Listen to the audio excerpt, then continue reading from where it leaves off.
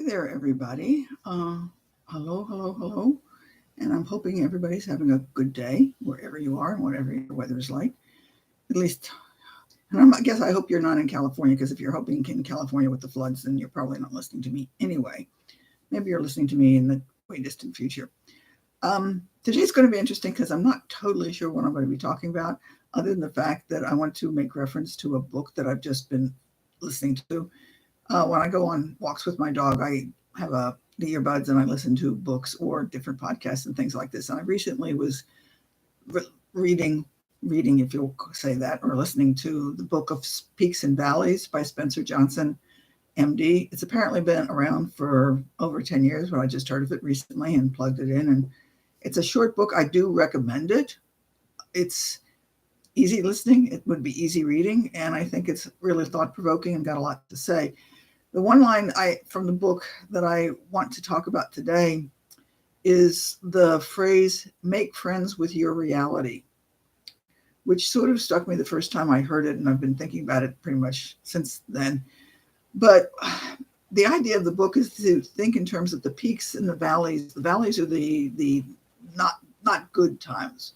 We all have this. Life is ups and downs. You can't have it up if you don't have it down. You can't be happy if you're not sad. I mean, you have to have both of them, because otherwise everything's just basically a flat line, Does that make sense?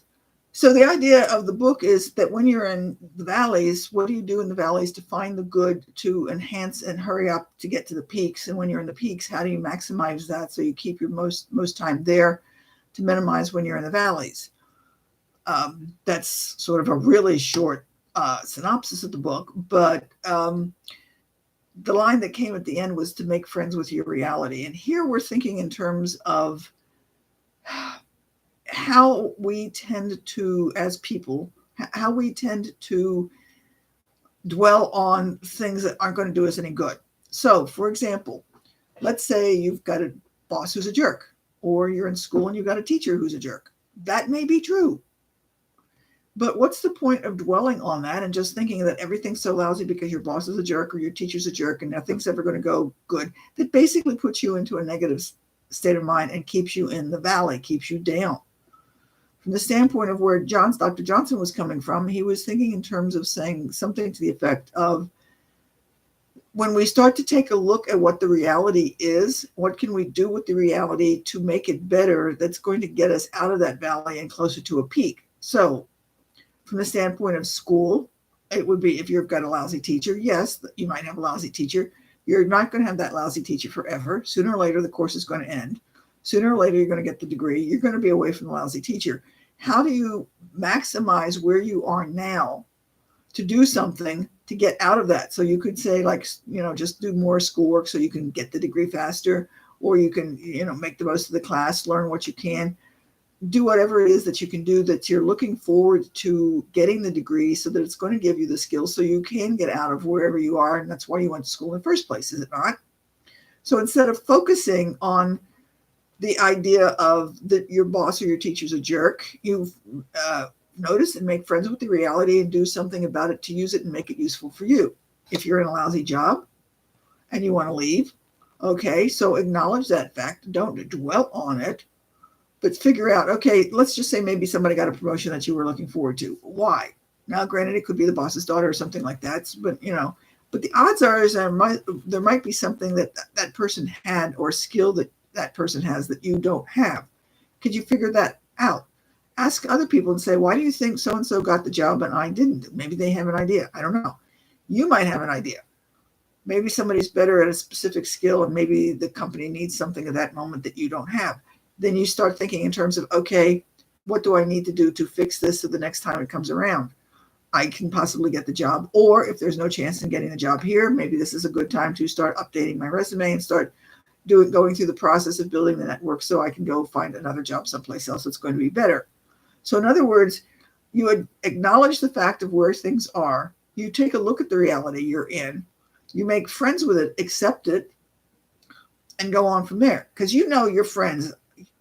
Friendship is not, again, an even-keeled thing. There's going to be ups and downs. I'm sure that with any friend that's a good friend, you've had bad times and you had good times.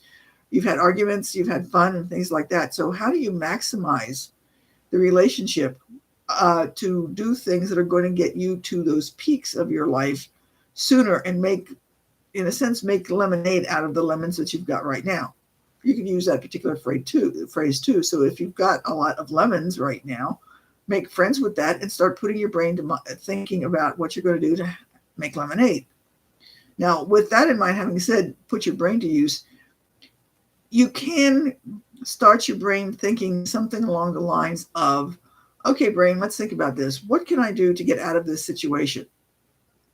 And if you just basically ask your brain the question long enough, you're wired in such a way that at some point in the back of your mind, your brain will start thinking about the answers to that question.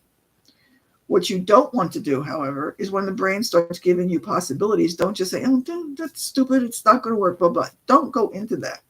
Basically, thank your brain for coming up with an idea and taking a look at it and mulling it around and saying, okay, brain, I'm not sure I like this idea. I can't do this because, and have it a valid reason. For example, my friend got hurt, I don't know, a couple of months ago, and she got a severe cut. And we were thinking in terms, and I made a comment to her that she needed a tourniquet because she was continuing to bleed. And I said something like, a rubber band. And she said, okay, no, it doesn't, that's not going to work, blah, blah. And so she, instead of just totally throwing the idea out, she started thinking in terms of what she had that might fit, that might be a better feasible response for her, would make a better tourniquet given the cut that she had.